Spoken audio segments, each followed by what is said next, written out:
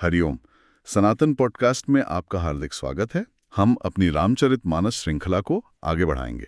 जी, पिछली चर्चा में हमने देखा कि किस प्रकार मारीच स्वर्ण मृग बनकर आता है और प्रभु श्री राम उसके पीछे चले जाते हैं।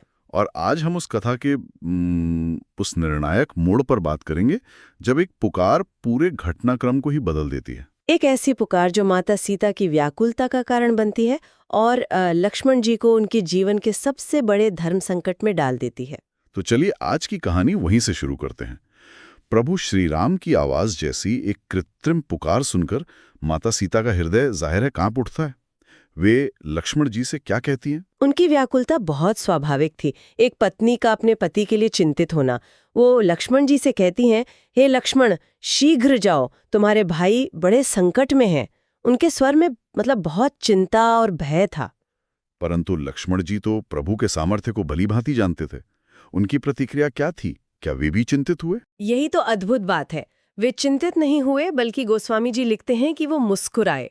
और मुस्कुराकर उन्होंने जो कहा वो केवल एक भाई का विश्वास नहीं था, वो एक भक्त का अपने भगवान के प्रति अटूट निश्चय था। वे कहते हैं, अच्छा, चौपाई शीघ्र जाहो संकट अति भ्राता, लक्ष्मण बिहसी कहा सुन माता, भ्रिकुट विलास सृष्टि लय होई, सपने हो संकट परई किसोई।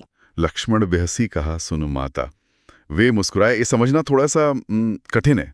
एक तरफ माता सीता इतनी व्याकुल हैं और लक्ष्मण जी मुस्कुरा रहे हैं। हाँ, ये प्रश्न उठता है, क्या ये उनकी ओर से थोड़ी असंवेदनशीलता नहीं थी? देखिए, ऊपर से देखने पर ऐसा लग सकता है, पर ये मुस्कान असंवेदनशीलता की नहीं, बल्कि परम ज्ञान और विश्वास की थी। वो सीता जी को एक तरह से आश्वस्त करना चाह रहे थे। उनका भाव था, हे माता, आप किसकी चिंता कर रही हैं? जिनके भ्रिकुटी विलास से, यानी जिनके केवल भौहों के इशारे मात्र से संपूर्ण सृष्टि का सृजन और प्रलय हो जाता है, क्या उन पर कभी स्वप्न में भी संकट आ सकता है? आ ही नहीं सकता, असंभव है। लक्ष्मण जी उस परम सत्य को देख पा रहे थे जिसे सीता जी उस समय पत्नी मोह के कारण शायद नहीं देख पा रही थी। यानी ये विश्वास की पराकाष्ठा थी। उन्हें लेश मात्र भी संदेह नहीं था कि ये कोई माया है, कोई छल है। बिल्कुल। पर माता सीता का मन तो व्याकुल था। उन्होंने लक्ष्मण जी से कुछ ऐसे वचन कहे जो किसी भी व्यक्ति के हृदय को भेद सकते थे। उन्हें मर्म वचन कहा गया है। तो उन कठोर वचनों का लक्ष्मण जी पर क्या प्रभाव पड़ा? लक्ष्मण जी का मन तो पर्वत की तरह अडिग था। वे शेषनाग के अवतार थे, उन्हें विचलित करना असंभव था। परंतु यहाँ प्रभु की लीला घटित होनी थी। अच्छा, इसलिए गोस्वामी जी एक बहुत महत्वपूर्ण पंक्ति लिखते हैं। मरम बचन जब सीता बोला, हरि प्रेरित लक्ष्मण मन डोला, बन दिसी देव सौंपी सब काहू, चले जहां रावण ससी राहू। हरि प्रेरित लक्ष्मण मंडोला, ये पंक्ति इस पूरे प्रसंग की कुंजी है। बिल्कुल। इसका अर्थ है कि लक्ष्मण जी का मन अपनी दुर्बलता से नहीं, बल्कि स्वयं हरि की प्रेरणा से विचलित हुआ। ठीक पकड़ा आपने। ये लक्ष्मण जी का व्यक्तिगत निर्णय नहीं था, ये उस विराट पटकथा का हिस्सा था जिसे स्वयं प्रभु ने रचा था। सोचिए, यदि लक्ष्मण जी नहीं जाते तो रावण के अधर्म का घड़ा कैसे भरता? संसार को रावण के अत्याचारों से मुक्ति कैसे मिलती? सही बात है।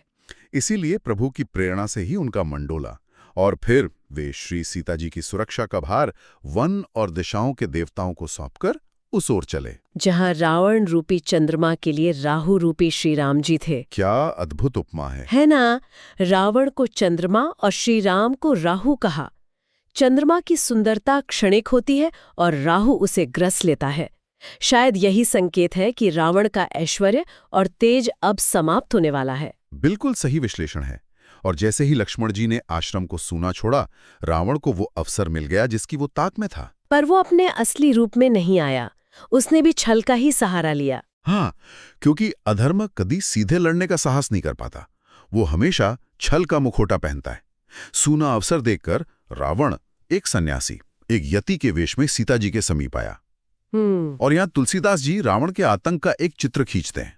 सून बीच 10 कंधर देखा, आवा निकट जति के बेशा, जाके डर सुर असुर डेरा ही, निसी न नींद दिन न अन्न खाएं। मतलब ये कोई साधारण चोर नहीं था? बिल्कुल नहीं।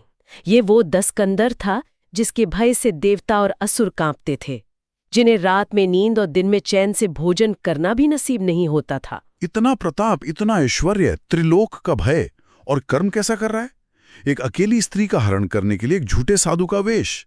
ये तो अपने आप में ही उसके चरित्र के पतन को दिखाता है। यही तो अधर्म की गति है। काकभुशुंडी जी गरुड़ जी को समझाते हुए जो कहते हैं, वो रावण के पतन का एक मनोवैज्ञानिक चित्रण है। ये बहुत ही ध्यान से सुनने योग्य है। बताइए। चौपाई, सो दसी सुस्वान की नाई, इत उत चितई चल भड़ी हाई, इमि कुपंथ पग देत खगेसा, रहन तेज तन बुद्धि बल लेसा। 1 मिनट। स्वान की नाई, कुत्ते की तरह? हाँ, त्रिलोक को कंपित करने वाले रावण की तुलना एक कुत्ते से? ये तो बहुत कठोर उपमा है। कठोर है पर यथार्थ है। भड़ीहाई का अर्थ है सूना घर पाकर चोरी छिपे बर्तन में मुंह मारने की क्रिया। अच्छा। रावण का आचरण ठीक वैसा ही था। वो इधर उधर डर कर ताक रहा था। और काकभुशुंडी जी कहते हैं, हे गरुड़ जी, इस प्रकार कुमार्ग पर पैर रखते ही, ध्यान दीजिएगा, कुकर्म करने पर नहीं, सिर्फ कुमार्ग पर पैर रखते ही। बिल्कुल, मतलब गलत नियत करते ही शरीर में तेज, बुद्धि और बल का लेश मात्र भी नहीं रह जाता। तो इसका मतलब रावण का पतन उसके हरण के कर्म से पहले उसके विचार में ही हो गया था। हाँ, जिस क्षण उसने यह सोचा, उसी क्षण उसका सारा तप, ज्ञान और तेज नष्ट हो गया। ये बहुत बड़ा संदेश है। बहुत बड़ा संदेश।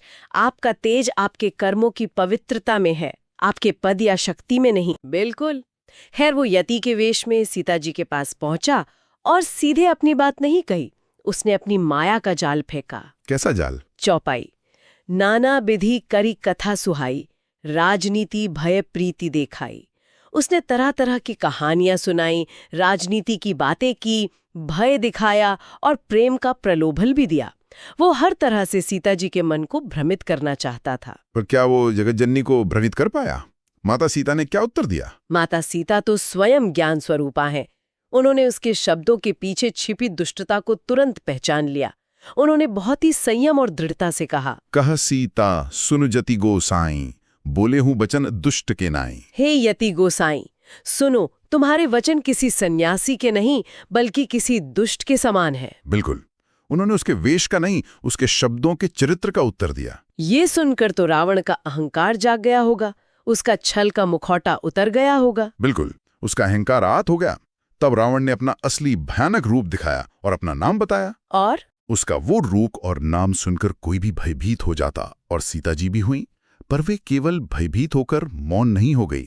उन्होंने क्या किया?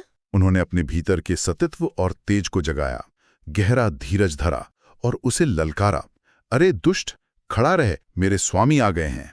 एक अकेली स्त्री एक निर्जन वन में उस महाभयानक राक्षस के सामने, ये साहस तो अलौकिक है। यही तो उनका तेज है। उन्होंने उसे उसकी तुच्छता का बोध कराया।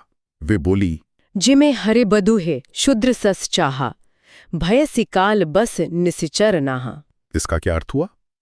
वे कहती हैं, जैसे सिंह की पत्नी सिंघिनी को कोई तुच्छ खरगोश पाने की इच्छा करे, अरे राक्षसों के राजा, तूने भी मेरी इच्छा करके स्वयं अपनी मृत्यु को निमंत्रण दे दिया है। वाह!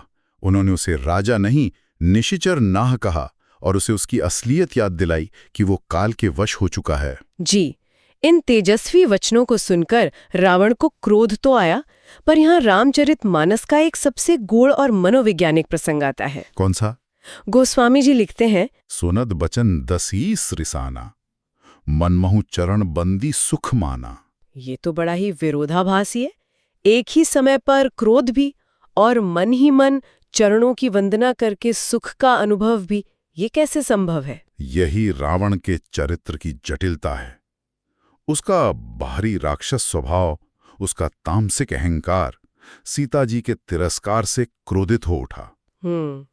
परंतु उसके भीतर जो ज्ञानी ब्राह्मण था, जो वेदों का ज्ञाता था, वो जानता था कि ये स्त्री कोई साधारण स्त्री नहीं, ये साक्षात आदि शक्ति हैं, जगदम्बा हैं। अच्छा, वो जानता था कि इन्हीं के हाथों मेरी मुक्ति होनी है। इसलिए उसके भीतर के उस ज्ञानी अंश ने मन ही मन उनके चरणों की वंदना की और सुख माना कि चलो अब मेरी मुक्ति का मार्ग प्रशस्त हो गया। अद्भुत विश्लेषण है। मतलब बाहर से क्रोध का अभिनय और भीतर से वंदना। वो अपने विनाश में ही अपना उद्धार देख रहा था। बिल्कुल, लेकिन अंततः उसके अहंकार और क्रोध की ही विजय हुई। हाँ, क्योंकि उस समय उसका तामसिक स्वभाव प्रबल था। जी। क्रोध में भरकर उसने सीता जी को रथ पर बैठा लिया और बड़ी उतावली से आकाश मार्ग से चला। पर यहां भी एक बात गौर करने वाली है। गोस्वामी जी लिखते हैं, क्रोधवंत तब रावण लीन सिरथ बैठाई, चला गगन पथ आतुर भयों रथ हाके न जाई।